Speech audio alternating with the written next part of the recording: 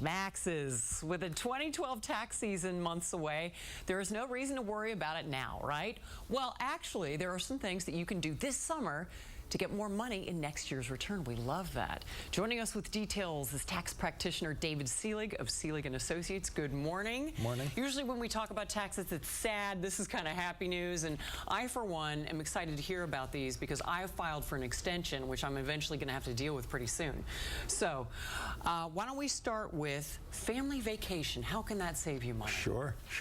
A lot of people who are going to go away on family vacation, if they can find a way to incorporate some business purpose of that trip, will be able to take a deduction. And the way to think about it is, let's say you bought an automobile for business purposes, but you only used it 75% of the time for business, 25% of the time for personal reasons.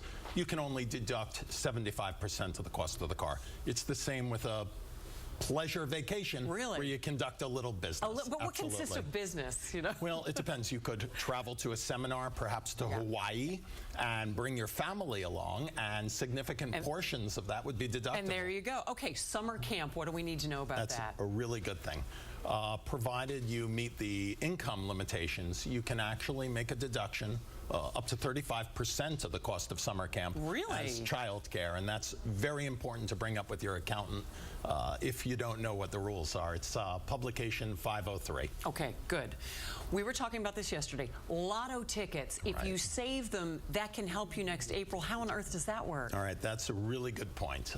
When you gamble, let's say you hit it big, all of your winnings are treated as regular income, but you can offset your losses almost dollar for dollar, really. There's a small step up, right? So save those losing tickets. But I have to caution your viewing audience, don't go out and try to collect a bunch of losing tickets that aren't yours. Keep good records and do the right thing, and the IRS will not give you a hard time.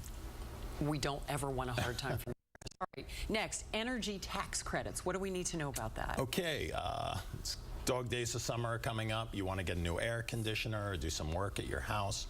Make sure that these are energy credit certified. You can deduct 30% of these purchases up to $3,000 per unit. That's applicable for windows, for doors, for insulation, for heating, for air conditioners.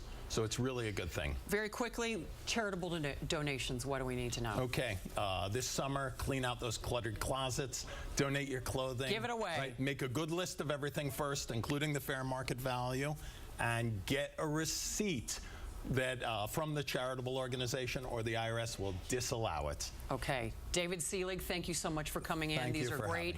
I made notes. I'm keeping this in mind. I'm sure our viewers will too. Thanks very much. Thank you very much. And for more of David's summer tax tips, you can just log on to our website, pix11.com/morningnews. All right, it is just